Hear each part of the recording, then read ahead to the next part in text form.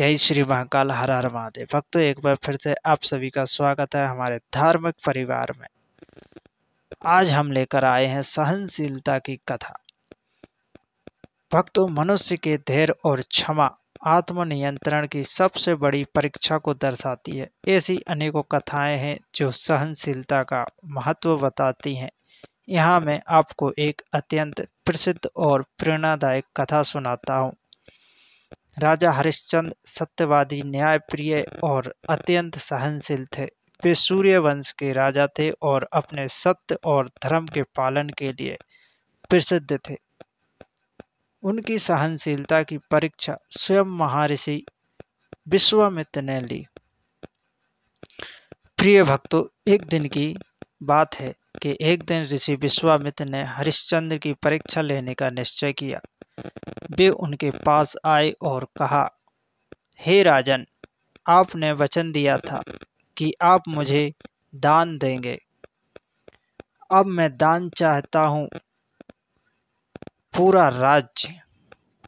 राजा हरिश्चंद्र ने मुस्कुराकर राज्य उन्हें सौंप दिया और स्वयं पत्नी शैब्या और पुत्र रोहिताश्व के साथ वन को चल पड़े। ऋषि ने फिर कहा, हे राजन, आपने राज्य तो दे दिया, पर दान के बाद दक्षिणा देना भी धर्म है। दक्षिणा दीजिए मुझे। हरिश्चंद्र के पास कुछ भी शेष नहीं था। तब ऋषि बोले, जब तक दक्षिणा नहीं चुकाओगे तब तक तुम काशी में रहकर कोई कार्य करो। दास का जीवन व्यतीत करते हुए राजा हरिश्चंद्र ने काशी जाकर शमशान में काम करना स्वीकार कर लिया। वहाँ वे शव के लिए कर वसूलते थे और उनकी पत्नी शैब्या लोगों के घरों में काम करती थी और पुत्र बीमार पड़ गया था। एक दिन उनकी पत्नी अपने मृत पुत्र को शमशान लेकर आई और बोली कि हे स्वामी, हमारे बेटे का अंतिम संस्कार करिए। तब राजा हरिश्चंद्र ने आंसू रोकते हुए कहा, मैं इस स्थान का कर्मचारी हूँ।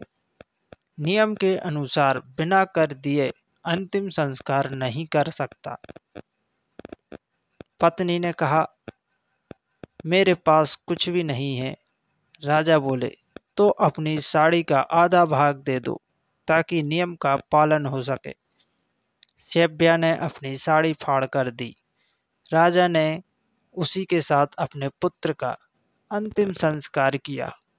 अपने पुत्र का अपनी पत्नी की पीड़ा के साथ, और फिर भी नियम और धर्म नहीं छोड़ा।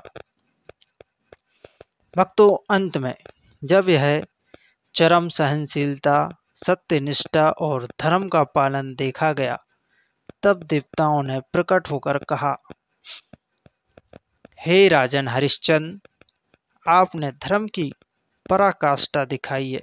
यह केवल मनुष्य नहीं बल्कि देवताओं के लिए भी प्रेरणा का एक स्रोत है। आप सत्य के साक्षात स्वरूप हैं। ऋषि विश्वामित्र ने उन्हें उनका राज्य, पुत्र और सब कुछ लौटा दिया और राजा का यश तीनों लोकों में फैल गया। भक्तों, इस कथा से एक महत्वपूर्ण शिक्षा मिलती है। सहनशीलता केवल सहन करना ही नहीं बल्कि धर्म के मार्ग पर अड़िग रहना भी है। विपरीत परिस्थितियों में भी सच्चाई और कर्तव्य से डिगना नहीं चाहिए। यही सच्चा बल है। आज के जीवन में यदि हम थोड़ी सी भी सहनशीलता रख लें तो कई झगड़े, दुख और कटुता टल सकती है। इसी के साथ मुझे आज्ञा दीजिए। जय श्री महाकाल, हर हर महादेव। अगर अभी तक आपने हमारे धार्मिक चैनल को सब्सक्राइब नहीं किया है तो जल्दी से सब्सक्राइब कर हमारे धार्मिक परिवार का एक हिस्सा बन जाइए। जय श्री महाकाल।